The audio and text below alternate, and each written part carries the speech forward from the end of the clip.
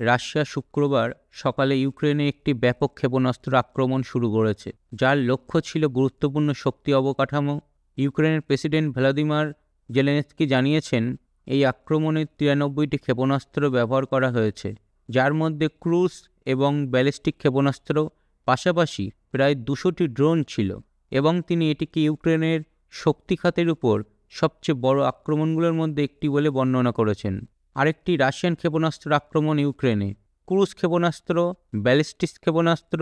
প্রাথমিক প্রতিবেদনের মতে 93টি ক্ষেপণাস্ত্র নিক্ষেপ করা হয়েছে, যার মধ্যে কমপক্ষে একটি উত্তর কোরিয়ার ক্ষেপণাস্ত্র ছিল।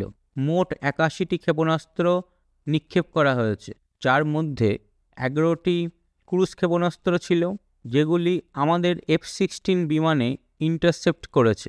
এছাড়াও রাশিয়ানরা এই আক্রমণে প্রায় 200টি ড্রোন ব্যবহার করেছে। এটি আমাদের শক্তি অবকাঠামোর উপর সবচেয়ে বড় আক্রমণগুলোর মধ্যে একটি। জেলেনস্কি এটি এক্স হ্যান্ডেলে পোস্ট করেছেন।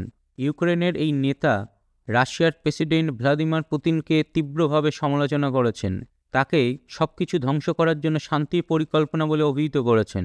জেলেনস্কি আন্তর্জাতিক সম্প্রদায়কে শক্তিশালী প্রতিক্রিয়া জানানোর আহ্বান জানিয়ে বলেছেন, পুতিনকে খালি কথায় থামানো যাবে না। শান্তি আনার জন্য শক্তি দরকার, এমন শক্তি যা তার ক্ষমতা দিয়ে অশুভকে থামাতে ভয় পায় না।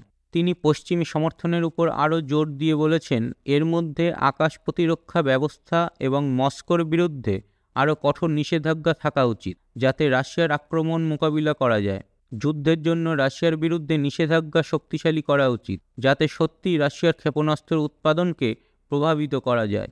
জেলেনস্কি বিশ্ব সম্প্রদায়ের কাছে একটি নির্ণায়ক প্রতিক্রিয়া চেয়েছেন।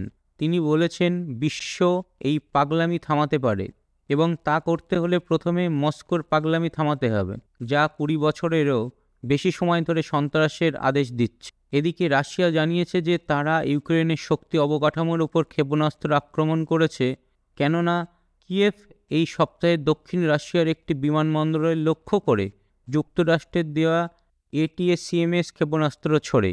রাশিয়ার প্রতিরক্ষা মন্ত্রণালয় একটি টেলিগ্রাম পোস্টে জানিয়েছে, আমেরিকান দীর্ঘ পাল্লার অস্ত্র ব্যবহারের প্রতিক্রিয়া হিসেবে রুশ সশস্ত্র বাহিনী একটি ব্যাপক আক্রমণ পরিচালনা করেছে ইউক্রেনের জ্বালানি এবং শক্তি অবকাঠামোর গুরুত্বপূর্ণ সুবিধাগুলোর বিরুদ্ধে।